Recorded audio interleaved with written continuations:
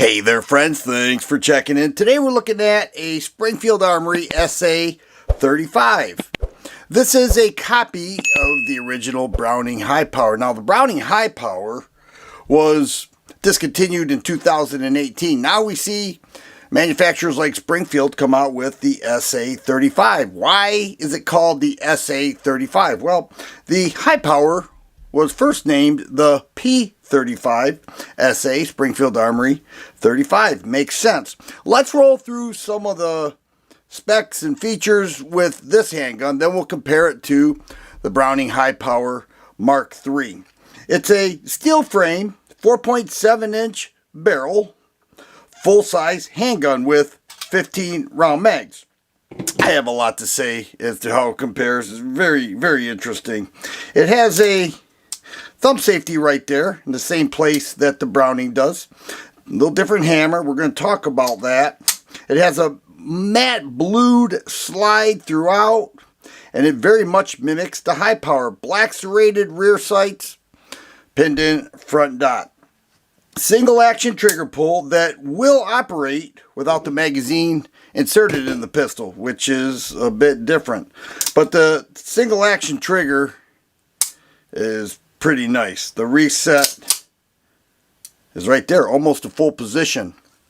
It shot great at the range. I was very pleasantly surprised because I wasn't sure what to expect.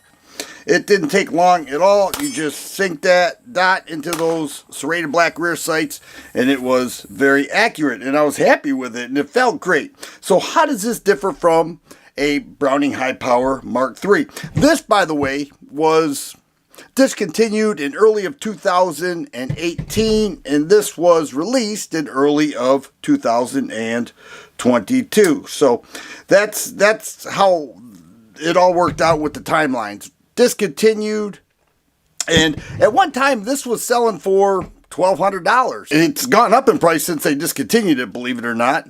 I don't know that anybody thought that manufacturers like Springfield, like FN, who originally owned Browning, maybe still does, I'm not sure, and Gearson would make copies. Now I checked out the FN, very expensive, $1,200, $1,300. This has an MSRP of $799. This Mark III was going for that amount. Now, the couple things about this. It ships with this is a 10-round mag. It also has a 13-round mag, and that's where they got the name High Power. Back in the day when, by the way, this was Browning's last design. He didn't make it all the way through life. He died before this was finally realized. But the thought here was to get a double stack magazine, which is considered high power, additional rounds. But they made a single action, full size 9mm handgun. It does have a magazine disconnect, and with that we will see the single action trigger pull. The pull is much heavier with the Browning, and I've always enjoyed it. I've had it for a while. The value of this has skyrocketed since the discontinuation in 2018. But then we have copies here, and if this is anything like the Colt Python, the originals will increase in value. I have a Python, and it shot up in value since Colt started producing them again. Very differently, by the way, Colt produced them. But these are very similar. If you look at just that profile right there, you'll see it's similar. This has a shine to it. This has a matte black. But let's start with the magazine. Springfield makes a 15-round magazine. I already talked about this being a 10 and a 13-round mag. This is a 10-round mag, but I also have Metgar. Metgar's been making these for years. These mags will work with each other. A Metgar 15-round mag works just fine. And it'll also work with the SA-35. You notice that didn't drop freely. That drops freely. More modern gun. The grips on the SA-35 are actually more traditional high power than the polymer grips on the Mark III. Original High Power. This is kind of cool. It's got those black lines in the wood checker grips. That's actually more original than the polymer. But if we look at the thumb safety, we will see that this is on the left side of the pistol. With the original high power, it is ambidextrous. Also, Springfield made it a little wider, so they custom the SA-35 for some modern features. So it's not ambidextrous, but it's a bit wider, easier to engage and disengage. If we look at the slide stop takedown pin, we'll see that they're similar. The style of the trigger is similar, and the overall barrel length is similar. If we look at the hammer, one of the problems, see, this won't fire without the magazine. One of the issues people had with the high power, they said hammer bite, where that hammer would come down and bite the webbing of their hand. I have never had that happen, but several people have complained about it. So Springfield made a ring hammer, and some of the later high powers did that as well. So that's a difference with these two models anyways. We look at the slide serrations, very similar with each.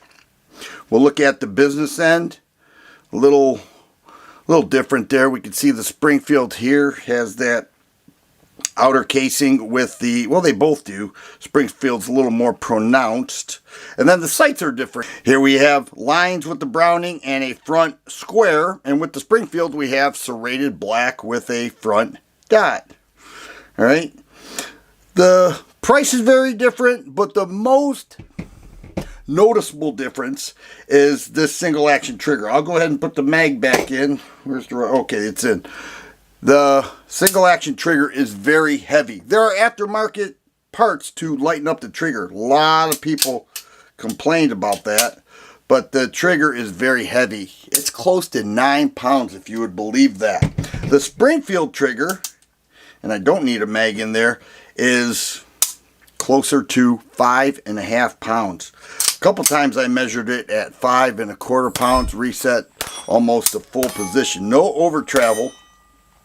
Nice looking. If we look at the fore ends here, we'll see outside of the gloss, it is very similar. And the weight is, let's do a quick weight comparison. We have an unloaded SA-35. It's weighing in at 31.78 ounces. We'll round up to 32 even. And then here we have the Browning High Power Mark III, 31.75 ounces. So you can see how close these are from the original and then the copy with the SA-35. Both these pistols are disassembled. Look at the frame. That is an incredible copy. You wouldn't notice the difference if you didn't know this was the Springfield SA-35 and this was the Mark III. That is an incredible copy. We'll look at the slides. Same deal. It's identical. I guess that's what a copy is. I shouldn't be surprised. But, you know, it's kind of surprising how neat it looks. Here are the barrels. The same. Okay, Springfield a little more shiny. It's newer. The only thing I noticed that was different, and it's not the guide rod, GI style guide rod. That looks the same, but the recoil spring on the Springfield a little bit longer. See that? And the springs are a little bit wider with the Mark III.